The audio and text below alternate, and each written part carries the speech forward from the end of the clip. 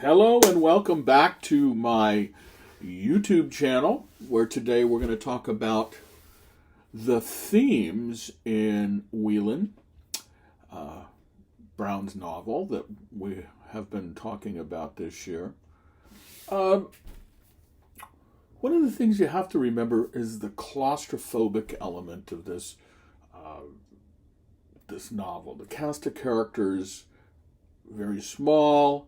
They don't move around very much. It doesn't have this broad setting where people are, obviously it's set just outside of Philadelphia, but the themes involved of it are sort of broad. So we have politics, we have the historical element, the theological element, the moral element, and philosophical element. So we're going to talk about the themes today. And the first thing that we need to talk about is Calvinism and the Enlightenment, faith versus reason. So, one of the most important elements of this book is this historical shift that happens in the 18th century. And it's between the worldview emphasizing theism, one that stresses empiricism. Frequently, we've termed that as the Age of Enlightenment. This period in which human beings increasingly turn toward human reason and expanding the knowledge of natural laws to explain their existence and their place in the universe, which had previously to that been attributed to God. And in the West, that was Christianity. Ben Franklin illustrates this shift. He was born into a Calvinist family in Boston. He enters the world where God's word prevails. He's a young man during the Great Awakening, this period of evangelical fervor that sweeps across colonial America. But then in his autobiography, he's identified himself as a deist or an adherent to deism, which means that he believed God created the universe, but that this omnipotent power had no hand in operating the world since creation. Now, I'd just like to remind you, many of the founders claim to be deists, which is distinct from the Calvinism and of the Great Awakening and the Calvinism of many of the adherents of Christianity in the colonies. So, for Franklin, lightning strikes were not signs of God's power or displeasure, but rather a natural phenomenon to be studied with human eyes and ears and mind.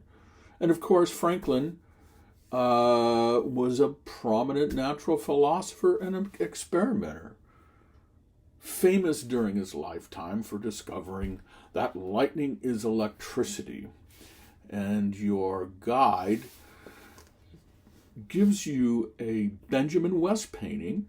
Now, Benjamin West painted the other painting in your packet that is the Penn's Treaty with the Indians, 1771 to 72, that identifies or documents the treaty that William Penn made with the Native Americans in the area to commemorate that moment where Penn signs the treaty. But here we see West's painting of Benjamin Franklin drawing electricity from the sky, and this was in 1816. This view illustrates that shift from theism that stressed empiricism.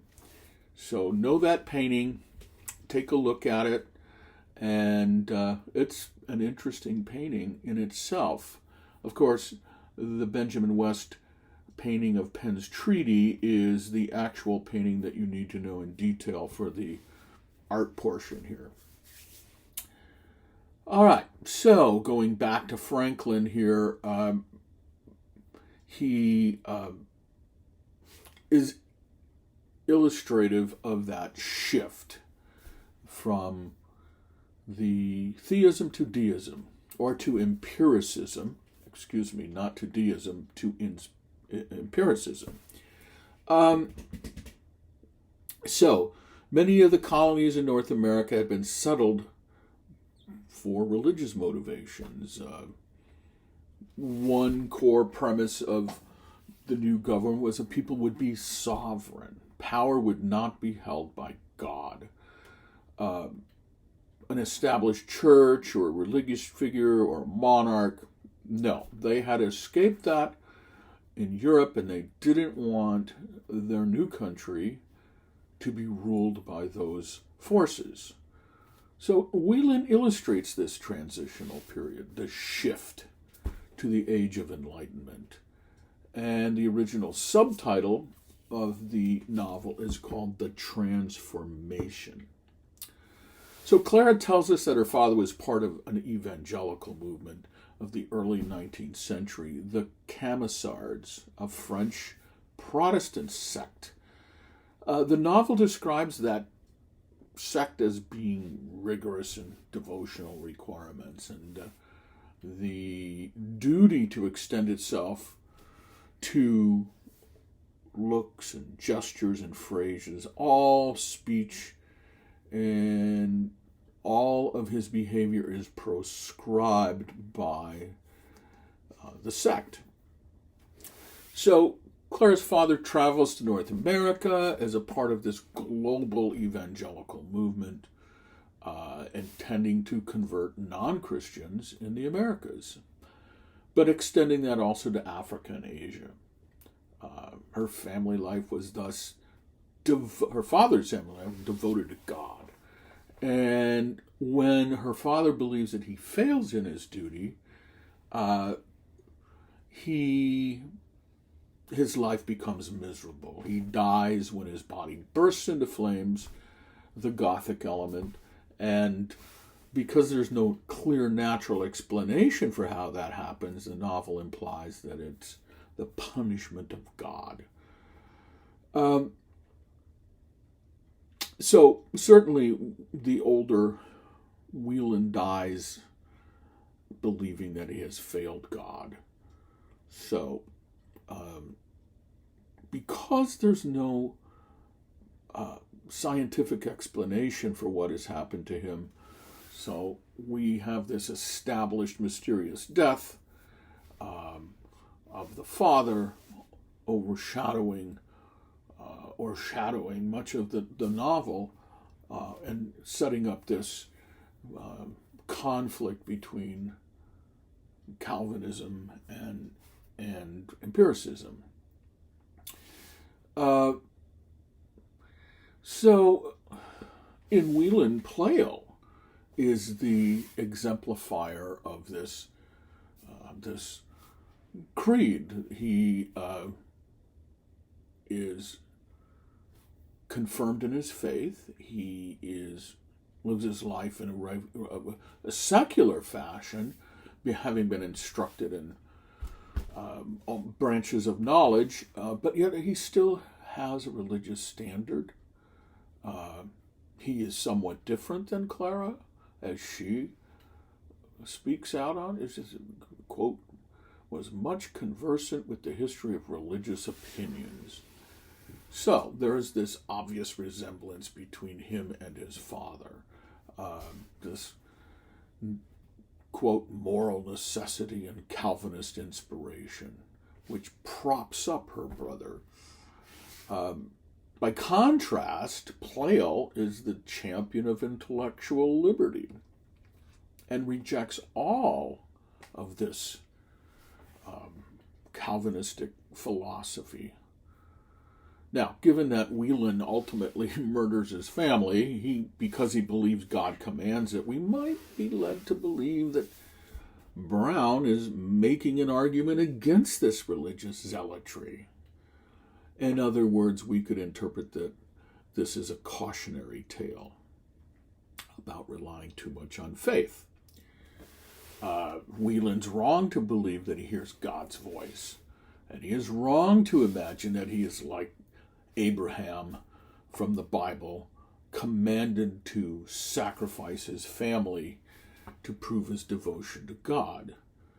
His willingness to kill his family is depicted as a sign of mental illness, not religious purity, like the biblical Abraham, who is instructed by God to sacrifice his son, and then, of course, is stopped at the last moment intending to sacrifice his son, and God then instructs him to sacrifice a ram instead. He is held up through the centuries as religious purity. Now, Wieland, on the other hand, is held up as mentally ill. We're to condemn Wieland for that strict faith. Wieland also denounces Pleyel for his devotion to human reason.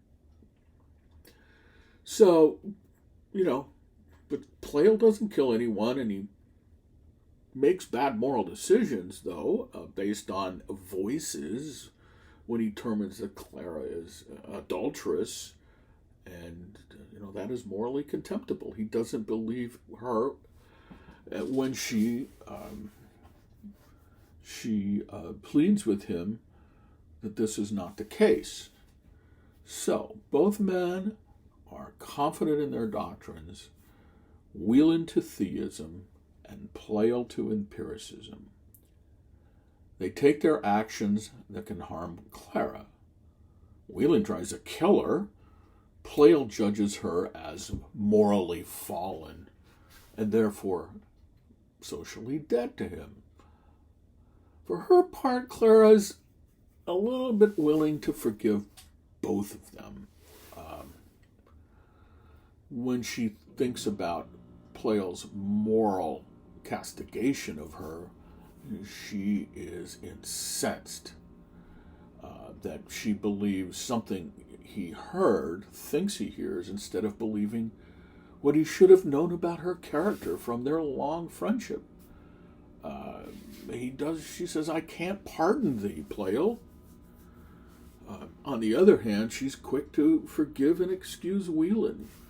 After she reads Wieland's confession, she says that Carwin is more responsible for the murders than her brother. Even after Wieland announces he wants to kill her, Clara vindicates him, asserting that he is, quote, towering in virtue.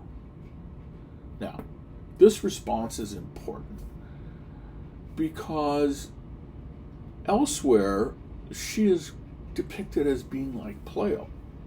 Commitment to rational explanation.